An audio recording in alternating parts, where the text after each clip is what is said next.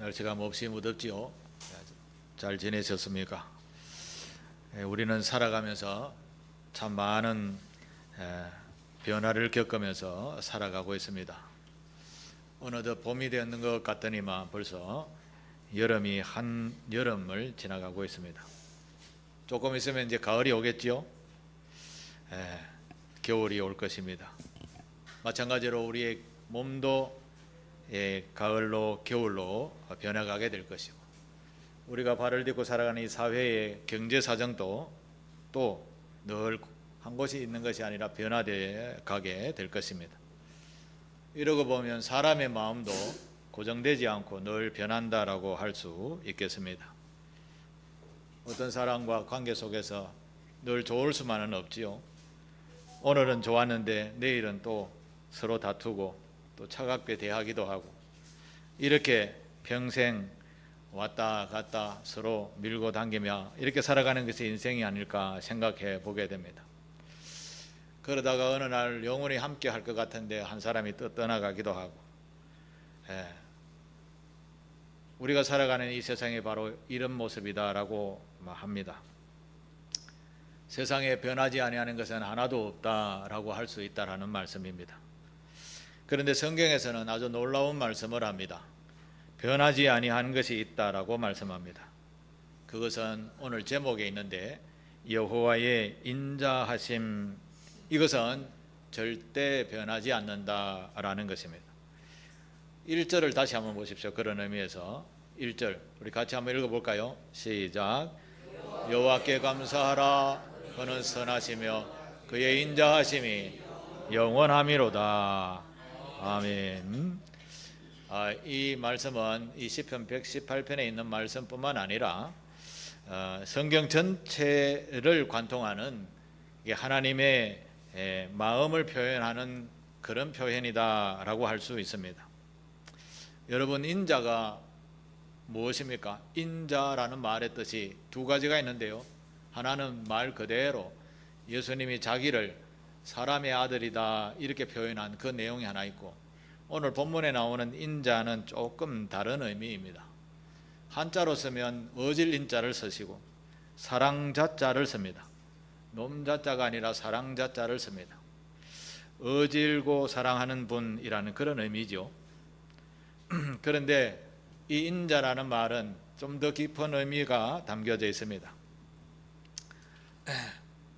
결론적인 말씀입니다만, 이 인자라는 말은 하나님이 끝까지 나를 포기하지 않으신다, 포기하지 않으시고 붙드신 사랑의 하나님이시다라는 말씀입니다. 제가 말할 때 한번 따라해 보십시오. 인자란 하나님이 끝까지 나를 포기하지 않으시는 사랑이다. 인자라는 말은 하나님이 끝까지 나를 포기하지 아니하는 사랑을 이야기하는 것입니다. 이 한 문장만 기억해도 오늘 설교 절반은 다 담았다라고 할 수 있겠습니다. 제가 종종 하나님의 사랑을 부모님의 사랑에 비유를 합니다. 부모님이 자식을 사랑하는 그 사랑이 우리 하나님의 사랑과 꼭 닮았다라고 했습니다. 한번 가만히 생각해 보면 하나님의 마음을 잘 알 수 있게 되는 것입니다. 여러분들도 여러분의 자녀들을 키울 때, 자녀들이 태어났을 때 기뻤지요? 아마 하나님은 우리가 세상에 나왔을 때 엄청 기뻐했을 것입니다. 여러분의 자녀가 걸음을 제대로 못 걷다가 한 걸음 뛰면 박수치고 아이고 잘한다, 아이고 잘한다라고 하셨죠? 그런데 넘어집니다. 그 넘어지면서도 부모님은 어떠합니까? 질책을 합니까? 아니면 아이고 잘했다라고 칭찬을 합니까? 전혀 감화가 없네. 부모님이 자식이 넘어지고 일어서고 한 걸음 뛰고 하는 것을 보면서 마음에는 엄청 기쁨이 가득한 것입니다. 그게 부모님의 마음이죠. 그게 하나님이 우리를 바라보시는 마음이 그와 똑같다라는 말씀입니다. 그게 인자라는 말로 표현이 된다라는 말씀입니다. 이 인자는 하나님이 우리의 부모가 되셔서 늘 자기 자식을 포기하지 않고 격려하고 위로하고 함께 해주기를 원하는 사랑, 이걸 인자라 표현하는 것입니다. 그러고 보면 하나님은 우리에게 엄청난 인자를 베풀어 주셨습니다. 어느 할머니가 내가 하나님께 드린 것은 아무것도 없는데 하나님은 나의 평생을 책임져 주셨고 먹여 살려 주셨다, 이런 고백을 했었습니다. 그게 바로 인자라는 말이죠.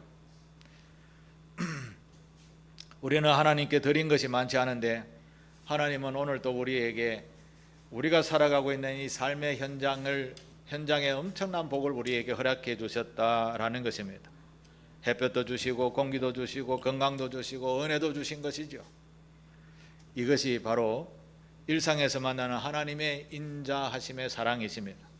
그걸 조금 깊이 누려보시고 헤아려 보시게 되기를 바랍니다. 구약 성서에 인자라는 단어를 히브리어는 헤세드라는 단어로 사용합니다. 헤세드는 그냥 친절하다, 영어로는 kindness라고 쓰거든요. 근데 그냥 친절하다라는 의미로 끝나는 것이 아닙니다. 이 인자라는 헤세드라는 단어의 의미는 하나님이 한번 내가 너희 부모가 되어주겠다라고 약속한 그 약속은 끝까지 지키시는 사랑이십니다. 절대 하나님이 먼저 우리를 배반하지 아니하는 사랑이라고 할 수 있습니다. 그러니까 불변하는 사랑이라고 할 수 있는 것이죠. 반대로 이야기하면 하나님이 우리를 자녀 삼아 주셨으니까 내가 너희를 내 자녀니까 끝까지 책임져 주시겠다 하는 말씀이 인자라는 단어의 의미입니다. 얼마나 놀라운 은혜인가. 세상은 어떻습니까? 조금만 관계가 틀어지면 언제 내가 사랑했냐 싶이 돌아서게 되는 것이죠. 자기에게 유익이 되면 엄청 좋아합니다. 그러나 자기에게 조금만 손해가 나면 더 이상 말하지 않겠습니다. 그런데 하나님은 다르십니다. 우리가 부족해도요 동일한 마음입니다. 우리가 슬퍼하면 더 마음을 아파합니다. 우리가 실패하면 옆에 서서 격려합니다. 우리가 죄를 회개하고 돌아오게 되면 하나님이 얼마나 기뻐하실까요? 우리가 세상에 내 마음대로 살다가 하나님의 법이 진리라고 들었는데 나도 하나님의 법 안에 들어가야 되겠다라고 회개하고 돌아오면 부모된 하나님이 얼마나 기뻐하실까요? 성 어거스틴이라는 분이 젊었을 때는 정말 건달 중에 건달이었습니다. 어머니 모니카가 평생을 기도하다가 회심하고 돌아왔을 때 그 어머니 모니카의 마음은 어떠했을까요? 그 표현이 뭐 더 이상 말로 할 수 없을 그런 마음이 들었을 것입니다. 하나님이 바로 그런 우리를 향하신 인자하심의 마음을 가지고 계시다라는 말씀이 오늘 여호와는 인자하신 분이시다라는 말씀입니다. 그의 인자하심이 영원함이도다. 여기서 영원하다라는 말은 무슨 말일까요? 영원하다는 말은 오늘, 그 과거, 오늘, 현재, 미래 어느 한 부분만 사랑하는 것이 아니라 영원히 사랑한다라는 그런 의미인 것이죠. 여러분의 자녀들이 오늘만 사랑하고 내일은 사랑하지 않나요? 그렇지 않죠? 여러분이 이성과 생각이 살아있을 동안에는 그 사랑을 놓지 못할 것입니다.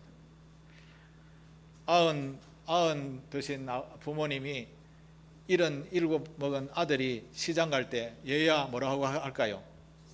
야, 차 조심하라. 그게 부모의 마음이라는 것이죠.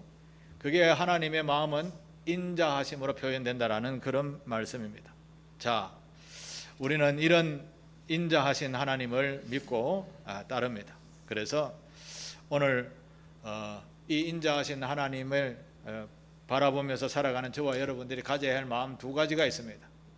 그걸 오늘 본문에서 이야기합니다. 하나는 이 여호와는 7절을 같이 읽겠습니다. 7절 시작. 여호와는 내 편이 되사 나를 돕는 자들 중에 계시니.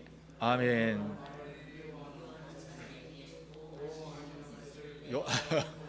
네, 잘 읽었습니다. 여호와는 내 편이라는 그런 말씀을 드리고자 합니다. 하나님이 내 편이다는 말은 어떤 말입니까? 나와 늘 함께 하시는 분이다 라는 그런 뜻이죠. 여러분이 하나님이 내 편이다 이런 믿음이 있다면 세상에 어디 가서 자존감이 낮아질 수 있겠습니까? 세상에서 가장 높은 자존감을 아마 가지게 될 줄 믿습니다. 여러분은 하나님이 멀리 계시는 하나님으로 느끼시지요? 아니면 이웃집 사람처럼 그렇게 하나님이라고 부르시죠? 하나님은 어떤 하나님이실까요? 나와 함께 하시는 하나님이십니다. 하나님이 영으로 존재하시기에 우리가 눈으로 볼 수 없어 그렇지, 우리가 예수 그리스도를 고백하는 그 순간에 하나님의 영이신 성령이 우리 안에 내주 역사하시면 늘 함께 하시는 것이죠. 그래서 그 세밀한 음성을 들으면 내 이성을 좀 내려놓아야 됩니다. 주님 이때는 어떻게 해야죠? 라고 하면 내 마음속에서 성령의 음성이 들리기 시작합니다. 분주하고 바쁠 때는, 제가 있을 때는 절대 안 들립니다. 그러나 그것을 내려놓고 나의 몸과 마음과 모든 것이 정결하게 되어졌을 때 성령을 통하여 음성이 들려오게 됩니다. 바로 그 하나님이 우리와 함께하고 계시다라는 말씀입니다. 이걸 오늘 시편에는 여호와는 내 편이시다 이렇게 표현했습니다. 하나님이 여러분의 편이 된다면 어디를 나가도 힘있게, 운동선수 같으면 우리 부모님 친척들 동네 사람들 다 와가 응원하면 기쁠까요 안 기쁠까요? 마찬가지죠. 우리나라 선수들이 월드컵에 나가고 축구 골링 하나 넣으면 전 국민이 들썩들썩하죠. 제가 자다가 갑자기 아파트가 와 하길래 깜짝 놀랐는데 그게 4년 전인가 그랬습니다. 이번에는 떨어졌죠. 4년 전에 자다가 갑자기 와 하는 소리에 내가 깜짝 놀랐습니다. 전부 다 안 자고 텔레비 보고 있었던 것이죠. 새벽인데. 온 국민이 나의 편이다라고 그 응원 속에 4강까지 올라간 그런 기억도 있죠. 그런 마음으로 하나님이 내 편이시다라고 고백하게 됩니다. 나와 함께 하시는 분이다라고 고백할 때 우리가 얼마나 큰 자존감을 가질 수 있겠습니까? 우리 하나님은, 내가 하나님을 모르지만 하나님은 우리를 너무나 잘 아십니다. 그 말씀이 로마서 5장 8절에 있습니다. 이걸 붙잡고 늘 자존감을 가지시게 되기를 바랍니다. 내가 하나님을 모른다고요? 하나님은 몰라도 먼저 찾아오셨습니다. 로마서 5장 8절의 말씀을 외우시기를 바랍니다. 열어주세요. 같이 읽겠습니다. 시작. 우리가 아직 죄인 되었을 때에 그리스도께서 우리를 위하여 죽으심으로 하나님께서 우리에 대한 자기의 사랑을 확정하셨느니라. 아멘. 우리가 아직 죄인 되었을 때, 우리가 아직 하나님을 모를 때, 하나님과 나와는 아무 상관이 없는 삶을 살아가고 있을 때 하나님이 우리를 먼저 알고 찾아오셨다라는 것입니다. 그리고 그의 사랑을 우리의 죄를 사하실 그리스도로 표현해 주셨다라는 말씀입니다. 그래서 하나님이 너는 잘 모르지만 네 편이다 그렇게 말씀하시는 내용인 것입니다. 여전히 하나님이 잘 모르신다라고 해도 저와 여러분들은 주 안에 들어와 있는 저와 여러분들은 하나님이 내 편이신 줄 믿으시기를 바랍니다. 시편 23편 다윗의 유명한 고백이 있습니다. 시편 23편 1절 2절 같이 한번 읽어볼까요? 시작. 여호와는 나의 목자시니 내가 부족함이 없으리로다. 그가 나를 푸른 초장에 쉴만한 물가로 인도하시는도다. 아멘. 다 읽으면 좋겠지만 여기까지만 하겠습니다. 다윗은 그 하나님을 어떤 분이라 표현했습니까? 나의 목자라 표현했습니다. 이 다윗이 있을 때는 오늘날 우리처럼 뭐 IT나 로봇이나 뭐 자동차나 이런 게 아니고 그 당시에는 경제가 목축업입니다. 양과 염소를 치는 그런 그 경제가였습니다. 그러니까 양들의 주인은 누굽니까? 양들을 살리는 분은 누굽니까? 목자인 것이죠. 그래서 그 당시의 문화로서 다윗은 여호와는 나의 목자십니다, 이렇게 고백한 것입니다. 이런 고백이 저와 여러분에게 있을 때에도 하나님이 찾아오셔서 내일 너희와 함께 할 것이다 라는 그 말씀이 오늘 여호와는 인자하신 하나님이시다 라고 표현한 말씀에 들어있는 겁니다. 이런 하나님으로 굳건하게 붙들고 살아가시게 되기를 바랍니다. 그리고 또 한 가지, 하나님이 내 편이 되어 주셨는데 또 한 가지 특권을 우리에게 주셨습니다. 그게 5절을 한번 읽어보십시다. 5절을 시작. 내가 고통 중에 여호와께 부르짖었더니 여호와께서 응답하시고 나를 넓은 곳에 세우셨도다. 아멘. 하나님은 자녀된 우리를 늘 가까이 계시면서 함께 하시면서 우리의 고통의 신음소리까지 다 들으시는데 분명하게 너희가 기도하면 움직인다라고 하셨습니다. 그래서 부르짖으면 기도하면 들어주신다라고 하십니다. 하나님은 지극히 인격적이신 분이라서 우리를 강제하지 않으십니다. 우리에게 어떻게 할래 물으십니다. 내가 너무 어려울 때 기도라는 것을 미리 가르쳐 주시면서 이거 할래 안 할래 물으십니다. 하나님은 지극히 인격적이십니다. 나쁜 길을 가도 그래 네 해봐 이러신 분이시죠. 그러나 그 고통 속에서 고난을 당했을 때 도와주세요 하면 요청하면 도와주시는 분이 우리 하나님이시다라는 말씀입니다. 그러면 기도하라는 말입니까? 안 하라는 말입니까? 무엇이든지 구하라고 하신 것이에요. 필요하신 것이 있으면 아버지라고 부르시고 도와달라고 하십시오. 저는 어릴 때 이런 말의 깊이를 잘 생각하지 못했습니다. 그러면 어려울 때는 아는 사람에게 도움을 청하면 안 되나 이런 생각을 했지요. 제가 신학교를 가기 전에 등록금이 없었습니다. 우리 친척 중에 굉장히 부자가 있었습니다. 우리 그 삼촌한테 가서 이야기하면 되겠구나 이런 생각을 했습니다. 그 당시에 등록금 캐봐야 비싸봐야 100만 원 정도 남짓 했는데 저는 아무 생각 없이 우리 아버님하고 그렇게 친하게 지내신 분인데 안 도와주겠나 이런 생각을 했죠. 그런데 일격에 거절을 당했습니다. 제 마음에는 굉장히 충격이었습니다. 표현은 안 했지만 그 다음부터 그분을 이제까지 안 봅니다. 뭐 원수져서 그런 게 아니라 사람이 이런 거구나. 근데 성경 말씀을 보면서 깨달았습니다. 시편 146편 3절에 이런 말씀이 있습니다. 귀인들을 의지하지 말며 도울 힘이 없는 인생도 의지하지 말지니 라고 하십니다. 한번 읽겠습니다. 시작. 귀인들을 의지하지 말며 도울 힘이 없는 인생도 의지하지 말지니. 아멘. 여러분, 이게 여러분이 고난을 당하고 힘든 어려움을 당했을 때 이게 절실하게 느껴지는 말씀입니다. 여러분이 저분은 돈이 많고 권력이 있고 힘이 있는 분이니까 도와달라고 하면 도와주겠지. 절대 아닙니다.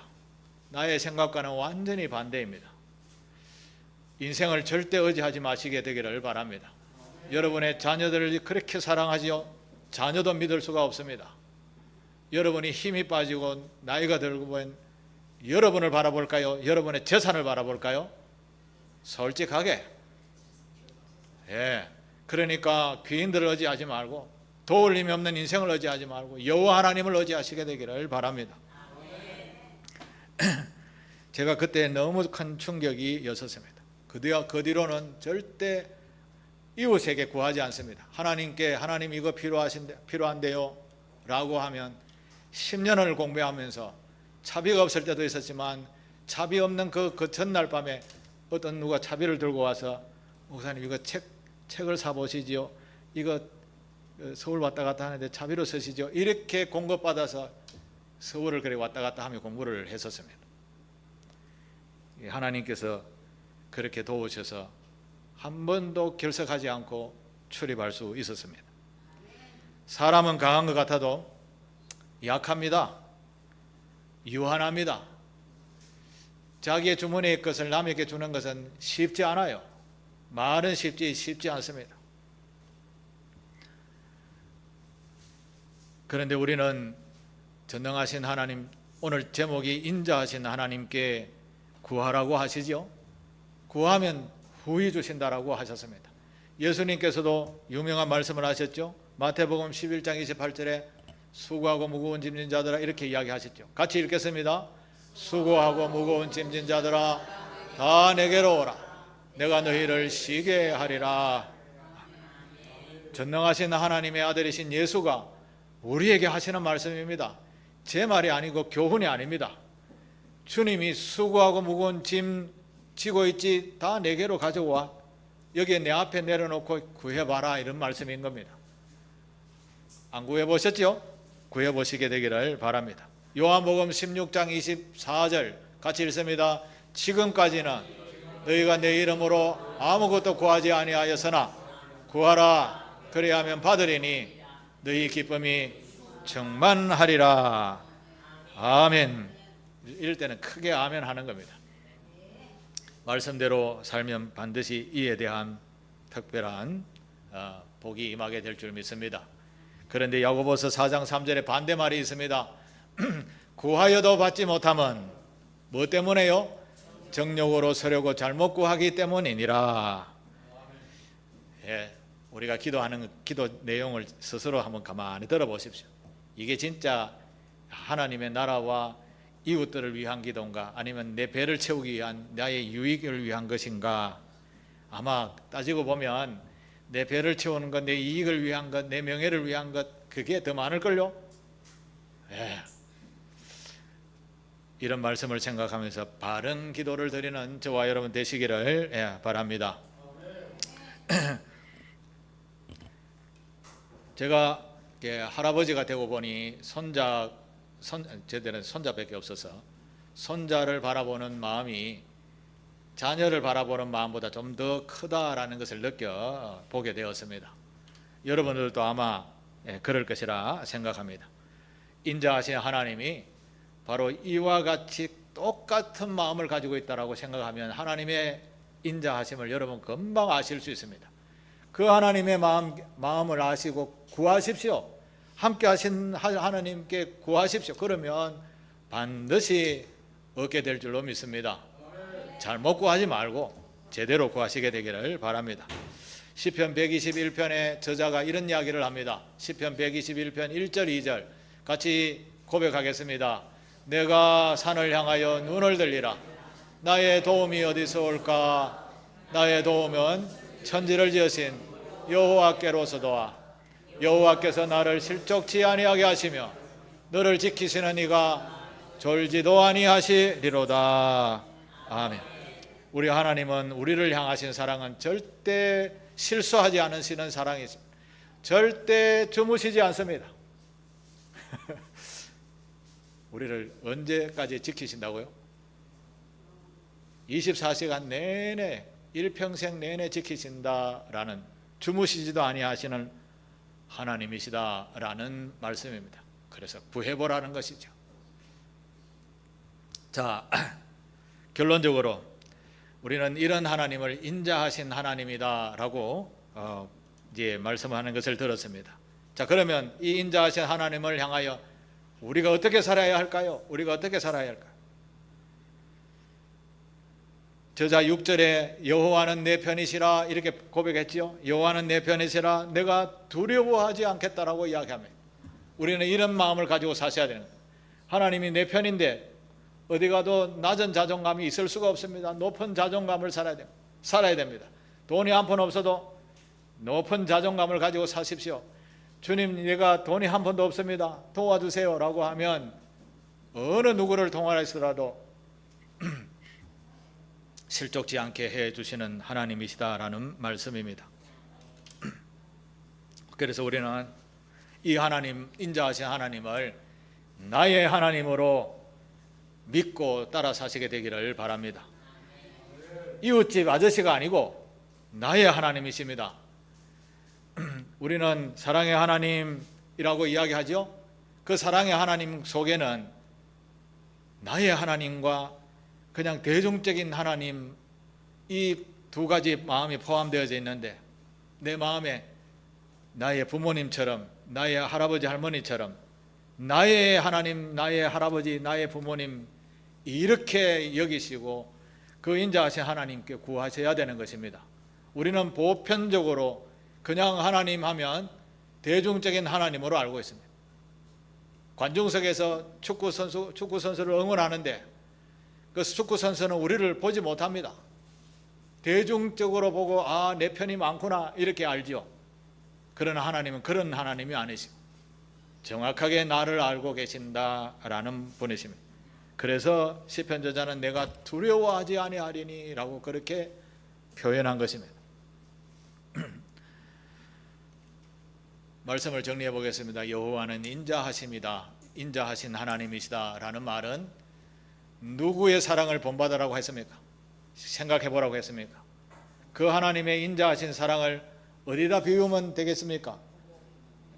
여러분이 자녀, 여러분이 손자 손녀를 바라보는 그 마음을 딱 생각하면 딱 같은 하나님의 마음이다. 그게 인자하신 하나님이시다 라는 말씀입니다. 그 인자의 말 속에 담겨져 있는 내용은 절대 불변하는 하나님의 약속이 담겨져 있습니다. 그러니까 하나님의 약속은 반드시 지켜진다라는 말씀이 담겨져 있습니다. 그 다음에 변하지 않습니다. 여러분의 손자 손녀를 바라보면서 여러분의 마음이 변합니까? 손자 손녀가 아무리 무슨 범죄를 해도 마음은 내 손자인 겁니다. 맞죠? 하나님은 똑같은 분이시다라는 것이죠. 그래서 그의 사랑은 불변하는 사랑이십니다. 그래서 우리가 범죄해서 하나님을 멀리 떠났다, 그리스도 예수의 이름으로 회개하고 돌아오면 됩니다. 탕자가 돌아오듯이 돌아오면 돼요. 받으시는 하나님이 바로 그런 불변의 하나님이신 줄 믿습니다. 그 말씀이 바로 인자라는 단어에 담겨져 있습니다. 인자라는 말은 절대 불변의 하나님, 한번 약속하신 것은 절대 지키시는 하나님. 예수께서는 이웃에 대해서 원수까지도 사랑하라고 하셨는데 원수 맺은 사람까지도 하나님은 용납하시고 사랑하시는 그런 사랑, 그게 인자하신 하나님이라 표현한 것입니다. 이런 인자하신 하나님이 내 편이시다라고 늘 침상에서나 일터에서나 생활하는 모든 부분에서 이런 고백이 저와 여러분의 고백이 되시기를 축복합니다.